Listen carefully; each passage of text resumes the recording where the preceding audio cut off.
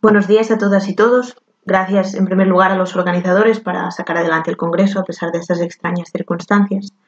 Bien, mi comunicación se titula Finales posibles y futuros post, los casos de Ludovic de Berm y David Sánchez, y parte de la observación del hecho que desde hace algunos años los productos culturales dichos populares, tales como el cine, las series o los cómics en nuestro caso, han sido instrumento de reflexión del futuro por venir, un futuro de tinte oscuro y paralizante, marcado por las formas distópicas de lo tecnológico, los apocalipsis zombies y los accidentes catastróficos que llevan al planeta a su colapso. Todo ello ha contribuido a configurar un imaginario colectivo de lo que está por venir y, en consecuencia, también de nuestro presente. Las siguientes preguntas creo que ayudan a situar el título de mi intervención y a un poco su hilo. ¿Por qué necesitamos imaginar nuestros futuros? ¿Qué tiene esta necesidad que ver con la posibilidad o no posibilidad de celebrar nuestros presentes? ¿Qué herramientas teóricas y técnicas maneja la novela gráfica actual para leer este fenómeno y para pensarlo críticamente? A partir de estos interrogantes, intentaré dar algunas claves de análisis de esta cuestión. Lo voy a hacer a partir de 3 obras contemporáneas. La primera es una trilogía llamada Epifania, del francés Ludovic de Berm, publicada entre 2017 y 2019. Las otras 2 son 2 obras de David Sánchez, la primera Un millón de años, de 2017, y la segunda En otro lugar, un poco más tarde, de 2019. Su lectura comparatística creo que permitirá detectar ciertas continuidades de ciertos fenómenos que, a pesar de que las obras se han publicado en contextos distintos, creo que comparten, y por extensión comparten también una serie de angustias, mitos, relatos comunes, así como estrategias para tratarlos. Por cuestiones de tiempo reduciré el análisis a 2 aspectos de las obras. Primero, su construcción temporal y seguidamente el vínculo de esta con la exploración de la crisis del antropocentrismo y de lo humano entendido como norma y dominancia ideológica. Propondré que estos problemas no están presentes meramente como temas en las obras, sino que entran en juego al nivel de la representación y a la construcción de las historias. Relacionaré ambos aspectos proponiendo que en la exploración de todo ello hay en juego un intento de ensanchar los marcos de lo imaginable y lo posible de nuestro futuro por venir. Bien, comenzamos por volver a una de las preguntas iniciales. ¿De qué es sintomática esta tendencia a imaginar futuros apocalípticos y catastróficos? Podríamos partir de la idea que nuestra capacidad de imaginar futuros viene determinada por los límites y posibilidades de nuestros presentes. Varios filósofos y pensadores tales como Remedios Zafra, Marina Garcés o Mark Fisher han coincidido en señalar a condiciones tales como la precariedad, el aceleracionismo, el agotamiento y la sensación de irremediabilidad de todas esas características como claves para entender nuestro presente. De hecho, Marina Garcés sintetiza estas ideas con una pregunta que me parece muy ilustrativa de lo que voy a tratar de decir hoy aquí, que es la siguiente, abro cita. ¿Hasta cuándo podremos los seres humanos aguantar las condiciones de vida que nosotros mismos nos imponemos sin rompernos individualmente o extinguirnos como especie? Fin de cita. Según Garcés, la consumación a la que parece apuntar este hasta cuándo de la pregunta nunca llega del todo. El mismo se transformó en cotidianidad, en tiempo presente de un sistema del que estamos tocando continuamente techo y paredes. Por lo que respecta a esta sensación de irremediabilidad, Mark Fisher considera que nos cuesta horrores, y a las generaciones más jóvenes aún más, imaginar alternativas a lo que él llama realismo capitalista, y nos recuerda también el dictum famoso, atribuido tanto a Jameson como a Zizek, según el cual es más fácil imaginar el fin del mundo que el fin del capitalismo. A mi parecer, ambas tesis apuntarían al hecho que nuestro techo ideológico se habría vuelto también nuestro techo de acción. Las leyes del capital y el mercado inspiran así poco más que resignación y temor.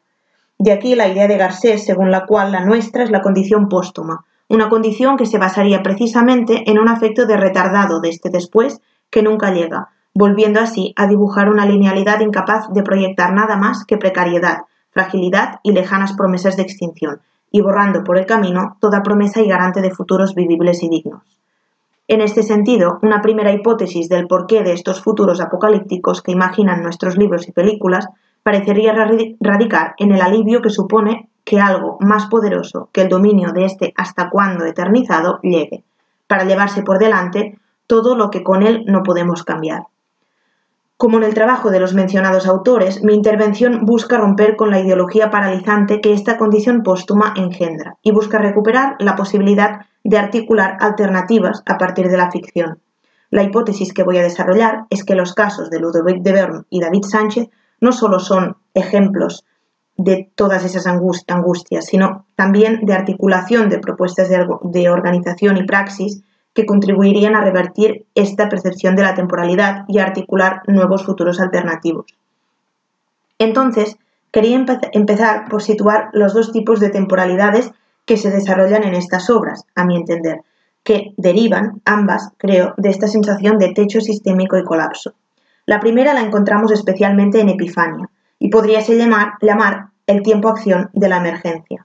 Situémonos un momento en la trama de esta obra para entender lo que quiero decir con esto. La obra empieza con un tsunami que arrasa con media humanidad. David, uno de los protagonistas y supervivientes, se encuentra en su casa, un extraño montículo lleno de musgo en medio de su jardín. Es uno de los muchos Epiphanians, unos seres que después del tsunami se están gestando dentro del suelo terrestre. Los Epiphanians son una nueva especie que tiene el aspecto híbrido de un ser humano y de otras especies de animales mamíferos. En un contexto de explícita crisis ambiental y climática, su aparición se atribuye al hecho que el propio planeta los hubiera creado como bióticos más respetuosos e inclusivos que la especie humana en su habitabilidad y explotación de recursos naturales. Resumidas en la imagen apocalíptica del tsunami, que la podéis ver aquí, en la imagen de la izquierda, la crisis y el colapso planetario, sistémico y vital, marcarán la acción de los personajes.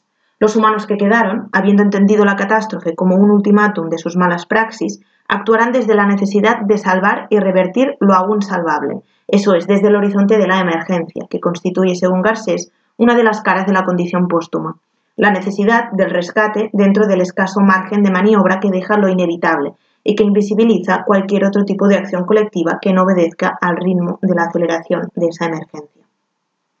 Por otra parte, en las obras de David Sánchez nos encontramos justo lo opuesto: inacción, desubicación, en resumen, un tiempo suspendido, en el cual se ha perdido toda coordenada espaciotemporal, algo que ya se ve acentuado desde los mismos títulos de las obras. En sus páginas, una extensión de desierto árido, lo podéis ver a la imagen de la derecha, lo tiñe todo, y esto es lo que de entrada nos permite aventurar una lectura contigua de las obras. En este desierto interminable hay escasos espacios habitables, básicamente algunas cuevas en las que se refugian seres construidos a medio camino entre lo humano y lo animal. Comparándolo con la obra de De Beorn, podríamos pensar que este es el fin del mundo aletargado que el primero imaginó. La poca acción ocurrida en las dos obras de Sánchez recae básicamente sobre personajes que parecen animales mamíferos antropomorfizados. En este sentido, la negación de todo instrumento narrativo de ubicación contribuye a dar forma a una crisis que pone explícitamente en juego el papel de lo humano. Y es aquí donde podemos preguntarnos si las obras de Sánchez y de Beorn son relatos sobre la extinción o más bien sobre un desplazamiento del papel que lo humano ha tenido como especie en el planeta. En Epifania fácilmente podríamos responder que sí, ya que su acción parece regirse por la máxima ética de un aprendizaje que se debe hacer. Hasta que los humanos no entiendan que el único futuro posible se tiene que construir sobre cimientos no antropocéntricos, el tiempo cíclico de la catástrofe seguirá amenazando. Nuevos tsunamis y desastres naturales llegarán, siendo cada vez más difícil el encaje de las prácticas políticas y sociales exclusivamente humanas y a su vez aumentando los conflictos y condiciones diferenciales de las dos especies. En este sentido, la obra se emparenta con el mecanismo del relato bíblico. Si en Epifania se recrea la catástrofe instalándonos en el tiempo de esta eterna repetición, a partir de la cual la trama avanza, Sánchez nos instala en la misma condición póstuma que describía Garcés, dentro de este después, que proyectándose hacia adelante, no parece llevarnos a ninguna parte, constituyendo así el horizonte mismo de la precariedad y la extinción. Por otro lado, hay que decir que ambas comparten un clima de violencia continuo. Las políticas que los humanos desarrollan contra los Epiphanians se basan en la exclusión y casi captura de esta especie, que resulta a la vez una amenaza y la promesa de la posibilidad de la salvación de los mismos humanos. Los Epiphanians son sometidos a pruebas continuas, a experimentación científica, lo podéis ver en la primera de las imágenes, y sus derechos son rebajados a los de seres que los humanos de la obra consideran inferiores, utilizando la coartada de su animalidad. Por otra parte, en 1.000.000 de años, la muerte, o más bien la posibilidad de dar muerte, es el gesto relacional que impera por excelencia. La muerte es dada sin previo aviso ni explicación, como si no hubiera alternativa a ella, de tal forma que podríamos considerarla una especie de necropolítica sistémica, que parece ser la consecuencia directa de las pésimas políticas sociales ejecutadas por los humanos de Epifania. Esto lo podéis ver en la imagen de debajo. Aquí Los seres que por su caracterización nos recuerdan más a lo humano son los primeros a caer muertos a manos de otros que por su aspecto nos recuerdan más a animales.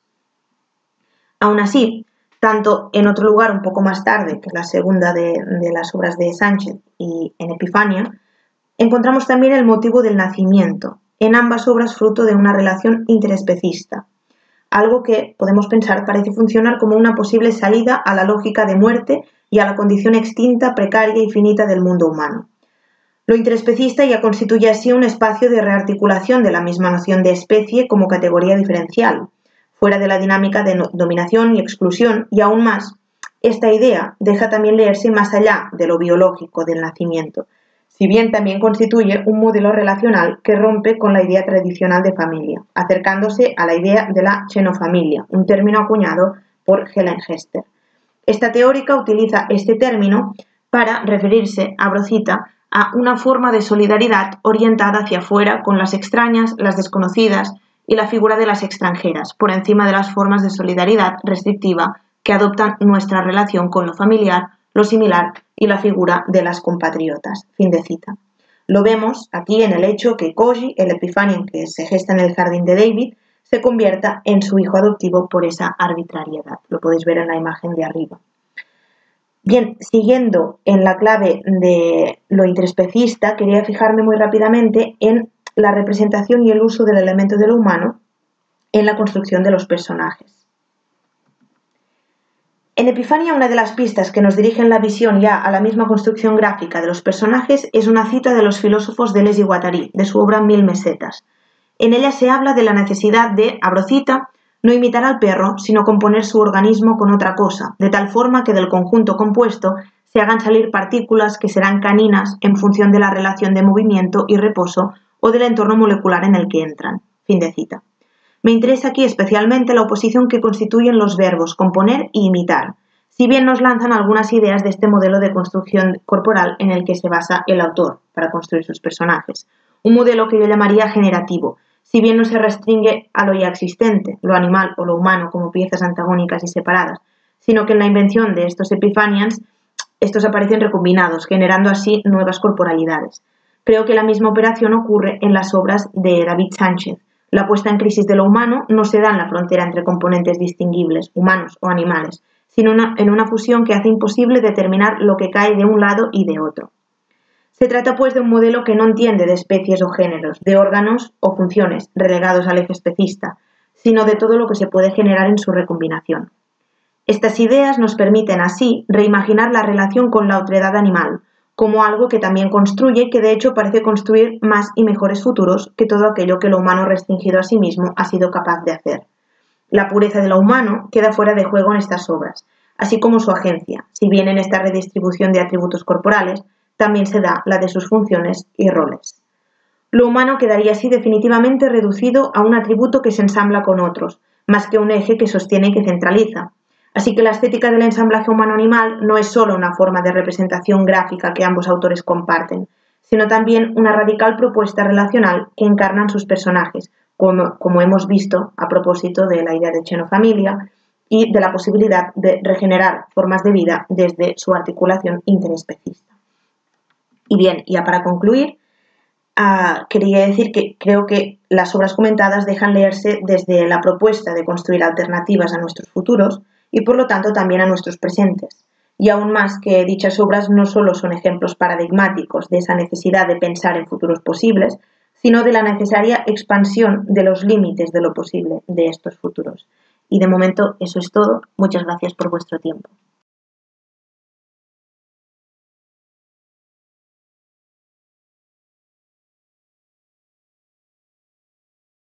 Hola, mi nombre es Iria Ross, soy historiadora del arte de la Universidad de Valencia y doctoranda de su departamento de Historia del Arte, donde estoy finalizando una tesis relacionada con el cómic como fuente para el estudio histórico.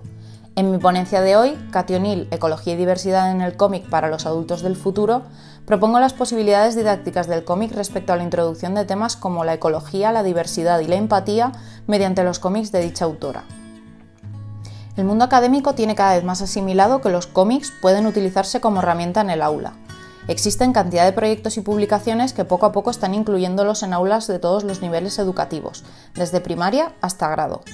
Las opciones didácticas son infinitas, ya que como objeto no solo cultural, los cómics permiten la aproximación a cualquier tipo de necesidad en el aula, ya sea desarrollándolos en la misma o leyéndolos el alumnado por su cuenta y posteriormente trabajando con ellos. No es ninguna novedad la importancia que debería tener la ecología en la educación primaria y secundaria de cualquier sistema educativo. Y a tal punto no es novedad que hace ya 25 años Fernández Manzanal y Casal Jiménez apuntaban en un artículo: entre las formas de actuación propuestas están lógicamente y con especial relevancia aquellas que faciliten la intervención en el aula y que muestren a los profesores cuáles son los caminos más adecuados para hacer de los alumnos ciudadanos que se sientan implicados en el cuidado del medio, mostrando un interés por parte de los docentes en incluir en el sistema educativo propuestas que, salvo en algunos casos, no se pudieron llevar a cabo. Pasados estos 25 años y teniendo en cuenta el desarrollo posterior del cambio climático y sus efectos, introducir en las clases propuestas educativas en torno a temas como la ecología y la recuperación del medio ambiente eran imprescindibles. Estrechamente relacionado a la preocupación por el medio ambiente, aparece también en los últimos años la introducción del desarrollo de la empatía y la diversidad en el aula. Aspectos que no eran considerados hasta el momento parte del currículum académico, pero que se ha demostrado que son imprescindibles para el desarrollo de los alumnos, especialmente de los más pequeños. Así pues, ¿cómo puede ayudar la introducción de cómics en el aula a desarrollar un temario tan específico? Para poder llegar a utilizar tanto cómics como novelas gráficas como medio de enseñanza, es imprescindible dotar primero a los alumnos de unas nociones básicas respecto a los mismos, teniendo en cuenta que lo ideal sería empezar lo antes posible, en las clases de literatura de primaria, donde se perfecciona el método y hábito de lectura de la literatura tradicional en los alumnos, y sería necesario añadir también nociones respecto a la lectura y análisis de cómic, ya que estos tienen sus propias estructuras. Para ello, además, podría trabajarse conjuntamente con el departamento encargado de la educación artística, fomentando así un estudio interdisciplinar desde los primeros años de estudio. Una vez introducidos los conceptos básicos para trabajar con los cómics, los centros deberían disponer también de suficientes copias en las bibliotecas de los mismos como para que los estudiantes pudieran trabajar con ellos. Así, la evaluación podría ocurrir mediante trabajos de investigación de dos formas distintas: si el tema es de elección abierta o cerrada. Si tras impartir las clases relacionadas con la ecología, la diversidad y la empatía, el docente decide dar un tema de elección abierto, los alumnos podrán, dentro del temario, elegir si prefieren desarrollar una investigación o análisis centrados en una parte del temario u otra. Al tratarse de un trabajo de investigación adaptado al nivel de cada curso, no solo debería mostrar su capacidad de análisis de la obra, en este caso el cómic y sus páginas correspondientes a su tema seleccionado, sino de ampliar la misma. Otra opción sería que el docente diera un tema cerrado respecto a una obra en concreto y la analizaran el alumnado en relación a lo presentado durante la asignatura. Para cualquiera de las dos opciones anteriores, los cómics de Cathy O'Neil son las herramientas perfectas de trabajo para introducir estos temas en el aula, y trabajar con ellos en distintas asignaturas ampliarán el entendimiento de los alumnos de temas tan importantes. Cathy O'Neil es una ilustradora y escritora neozelandesa, cuyas obras están siempre situadas en mundos fantásticos creados por ella, donde la diversidad está completamente normalizada. Escribe y dibuja obras para lectores de todas las edades, por lo que la implementación de sus novelas gráficas en cualquier nivel educativo es posible. En lo que deberá variar el análisis será en su profundidad, algo que deberá marcar el profesorado en relación a la asignatura y el curso en que se imparta.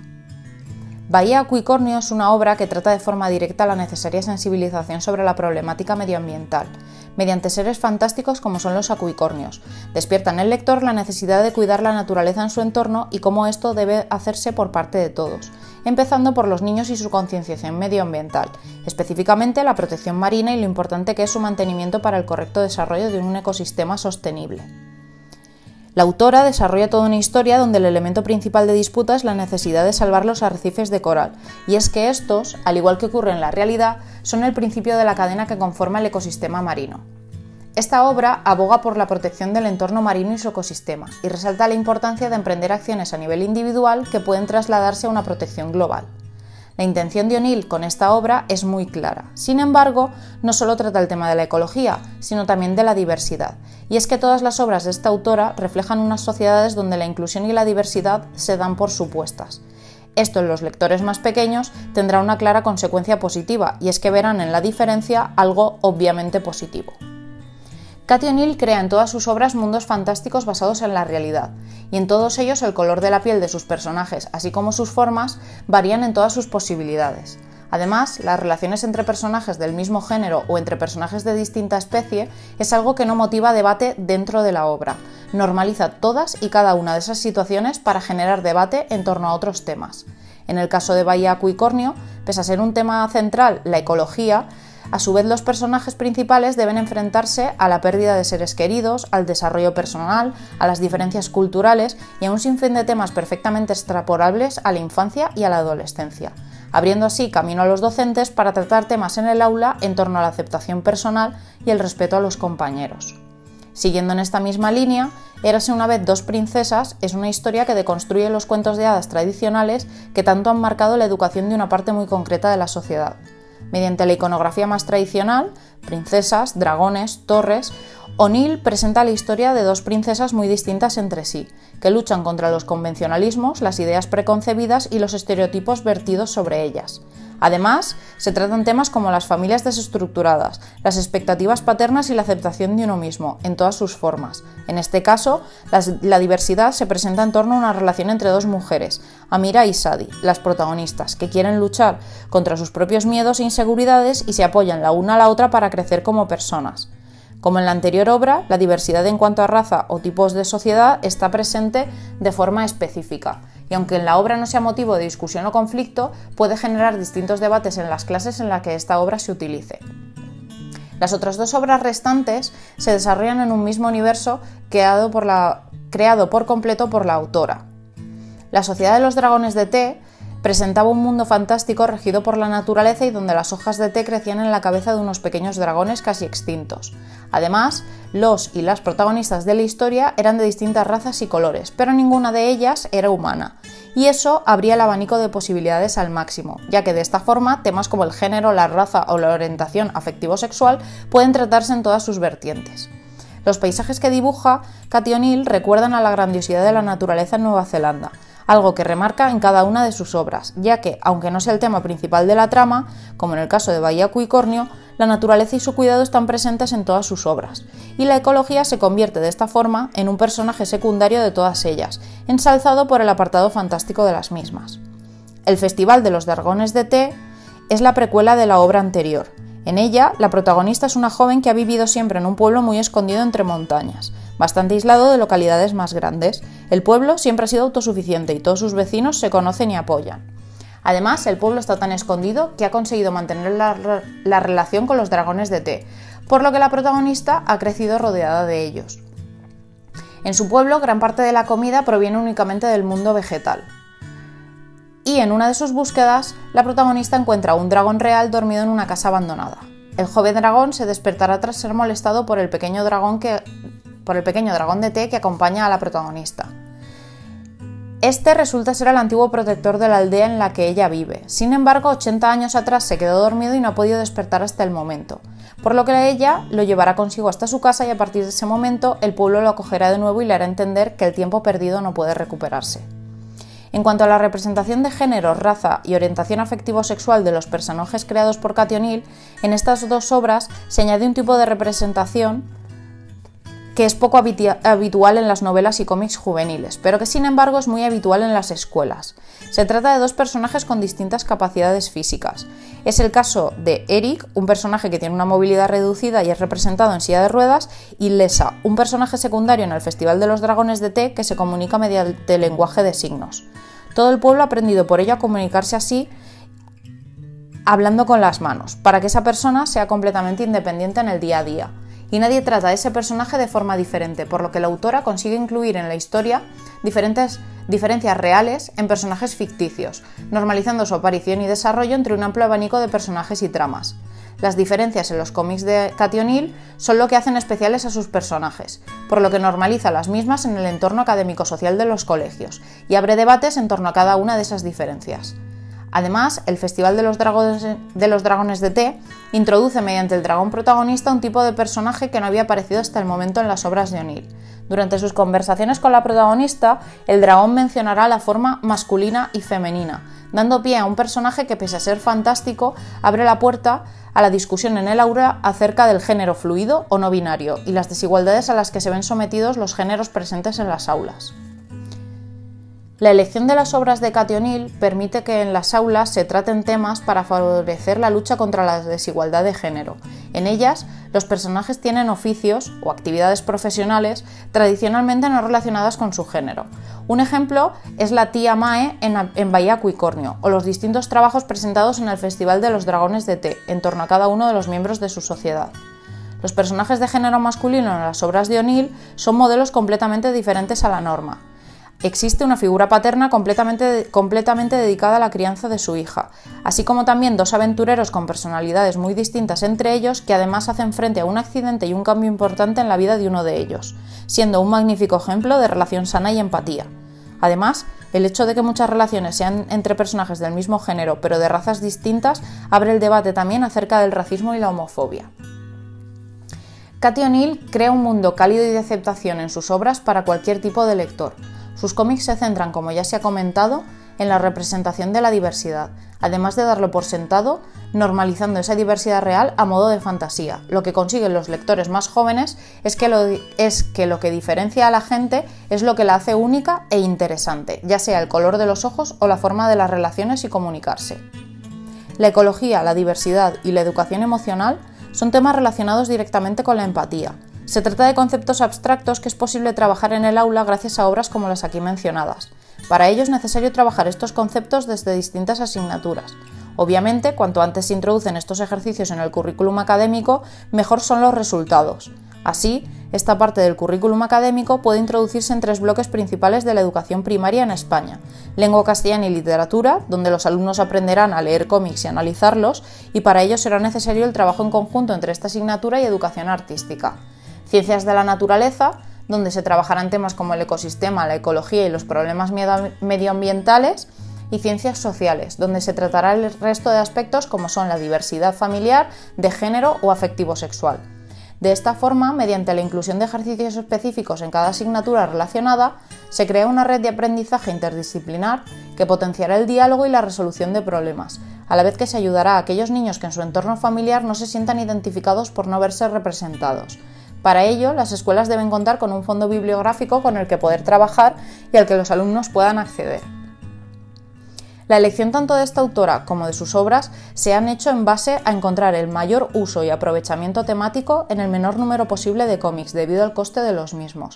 El ideal sería poder disponer de todas aquellas obras específicas relacionadas con cada una de las asignaturas del currículum académico de cada curso. Hace unos años eran muy pocos quienes utilizaban los cómics en sus clases. En la actualidad es cada vez más común utilizarlos en todas las asignaturas debido a la amplia variedad de temáticas publicadas y sus infinitas posibilidades en el aula. Así, el cómic no tiene por qué ser solo objeto de estudio y herramienta didáctica durante las clases, sino que se convierte en parte de la evaluación de contenidos, ampliando una vez más sus posibilidades en didáctica y educación. Muchas gracias por su atención.